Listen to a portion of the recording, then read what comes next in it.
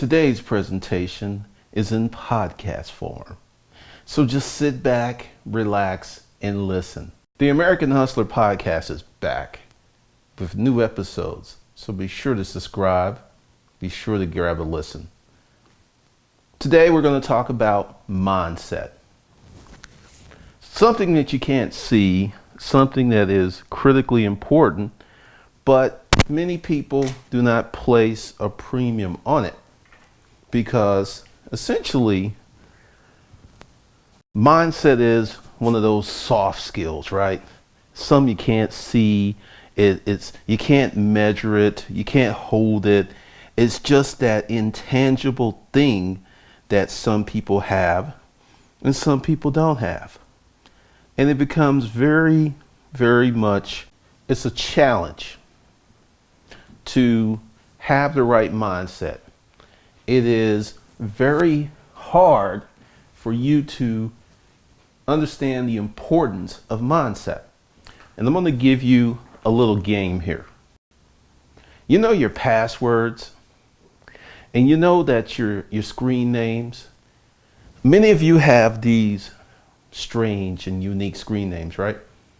Well, here's a little secret. The screen name is part of your id. Now hold on and stay with me. So you have this jacked up screen name that you think it's somewhat cute, or you think that it is trendy or edgy, right? And then your password, that might be something like loser876, right? All of those things are incumbent and very, very necessary to your way of thinking about who you are. So if you have a jacked up screen name, if you have jacked up passwords, that's your id speaking.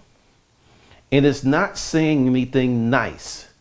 It is saying, hey, I'm just a guy. I'm not even a guy. I'm less than a guy. I'm less than a person. I'm just out here doing what I need to be doing. And it's sad because mentally you're holding yourself back. Give you an example. Let's say you have a screen name like John ain't shit, right? JohnAin'tShit.com. A lot of giggles, right? It's funny. And then for more kicks, she was like, ain't shit 76 is your password.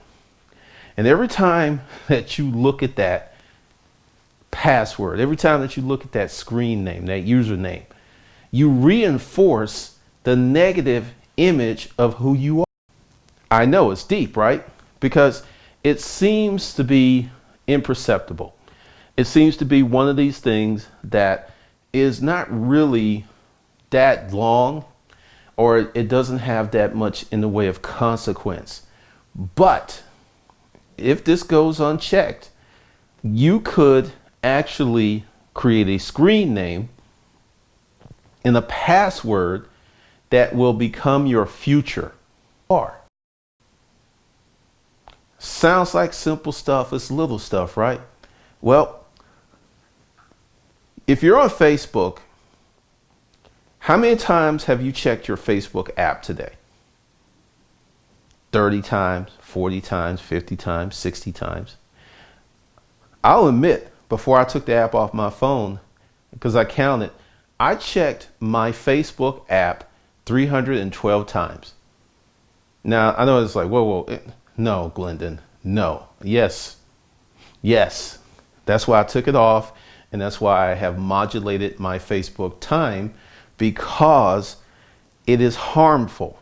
Now, going into the id, if you are not programming the id, something else is programming the id. So you can actively program yourself, or you could be programmed. And one of the things that was happening with me was I was being programmed. I was checking my Facebook page. I was checking the app. And I was just like, oh, well, here's some. And then I would sit there and I would scroll through it And next thing I know, an hour or two went by. They were programming me. Now, what does this have to do with you having a jacked up screen name? Everything. Because one of the reasons that you are going with Iggy 766 or some other foolish name is you're trying to get attention. And having a jacked up screen name, some things are clever. Some things are like, the King 876, that's positive. Clever guy 367, that's positive. Those things are fine. But when you have a deplorable screen name and more likely a deplorable password, you have programmed yourself, or I should say you've allowed yourself to be programmed for BS, fuckery.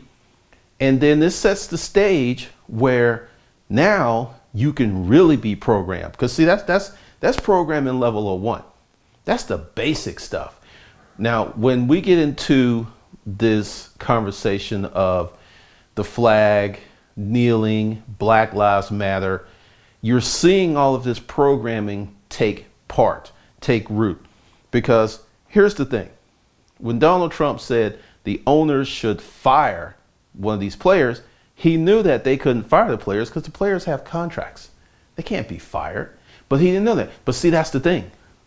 Once the programming has taken place, truth be damned.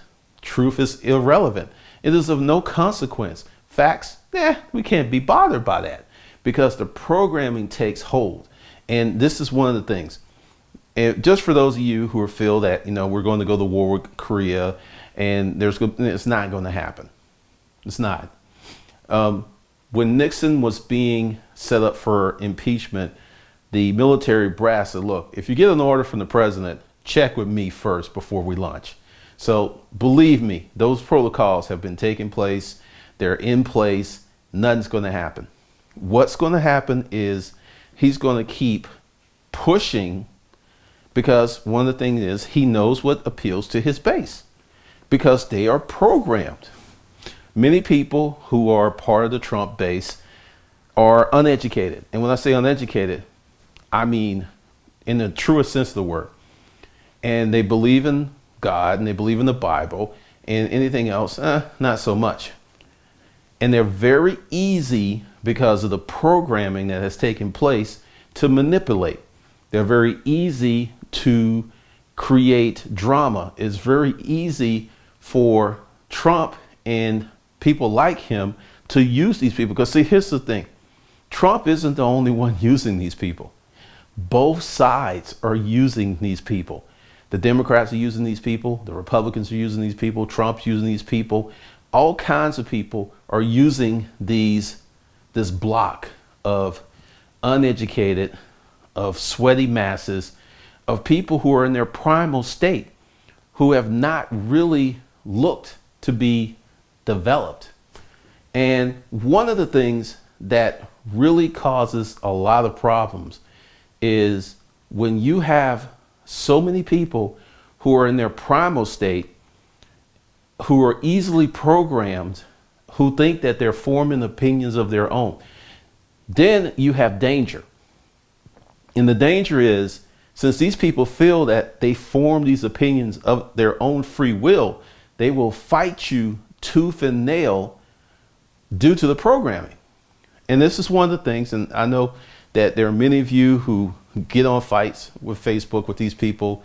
You talk to these people, and I can tell you, unless they're moderate or there was someone who did not vote for Trump, but they voted against Hillary, you're wasting your time, you're wasting your breath.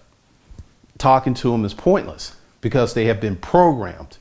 And the thing is, they've been deep programmed because once again, and for those of you who believe in evolution, those of you who believe in the creed of creation, I'm one that believes in evolution, and I also believe in the creed of creation. I think they both happen, but you got to pick one. There is no middle ground. You have to pick one, and depending on what you pick, it will shape your philosophy for life. Everything you do, everything that you participate in, everything that you hold dear in life will be based upon this programming. And that is why when I tell you that you need to be on the mindset game, because one of the reasons that I am successful is because of the mindset. And the mindset development will come in advance of the success. It's not going to come at the same time. In many cases, in my case, the success came almost 3 years after I started developing my mind. I read the book, The Power of Your Subconscious Mind, which is a big, big influence on me and the things that I teach. And I learned that you cannot have negative thoughts. This is why the negative or the disparaging screen names are really dangerous. This is why you don't want to have those things. This is why you really need to think carefully. If you have these screen names, change them. Change them instantly.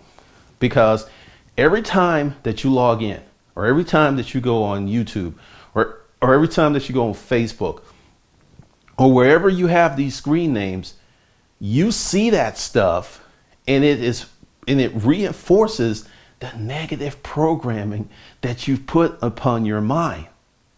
I cannot stress how important it is, because let's go back to 1997. I came across Earl Nightingale Lead the Field, and also came across The Power of Your Subconscious Mind by Dr. Joseph Murray. I inhaled them, but I didn't really inhale them. I just, what is it when you smoke weed where you just you hold it and you don't inhale or whatever. I didn't inhale. I just smoked it a little bit, played around with it a little bit. And I went back to it, and over those 2.5, 3 years that I was transitioning from being a crazy person, being a person without hope, being a person that didn't understand how the universe worked, being mad, and understand the economy was good. The economy was good. People were making moves. People were making money. .com 1.0 was happening. And I was not performing because I had a shitty mindset. I had a very poor mindset. So as I was working and wrestling with this, I started to see change, but it wasn't quick change. It wasn't fast change. It wasn't overnight change. It was, oh, that changed. It's like almost imperceptible, like the hands of a clock. Then I looked back 3 years and I saw all the changes that I made, but because they were slow, they were gradual, they didn't feel like I was changing, but I was changing every day. And then I kind of got slack, because escaping that boarding house and moving to East Point in a house of my own, working at Rent-A-Crate, having this good job, I had really come a long way. I went from being homeless, living with crackheads, to actually living the American dream. Had a house with pocket doors. I was like, banging bad chicks. I was just like, oh, I was living that life. I was living it hard. I was doing it big, right? And the thing that I forgot until I got reminded by this girl at Neocon was I could do better. See, what you put in your mind is what you're going to get out of life. And she awakened some stuff in me, because it was like, whoa, I can do that. And that's what led me to selling office furniture, which led me to starting GC Solutions, which led me to selling used stuff, and which led me to going for new stuff on GC Solutions and realizing that I could sell $100,000 worth of used furniture and make $90,000, or I could keep selling, $1 million plus of new furniture and make 35. And I was like, oh, let's go find some more used stuff, which led me to the storage auction business, where I had the right mindset, I had the right work ethic, and wow, 10 years later, I made a lot of money. I wrote a book Then I was like, bam, I'm doing this YouTube thing.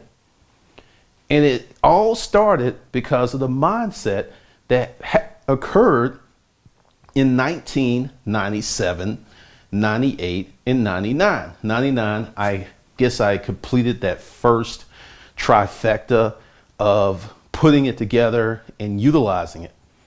So with the mindset, if, wherever you are right now, if you have any of these negative screen names, usernames, get rid of them.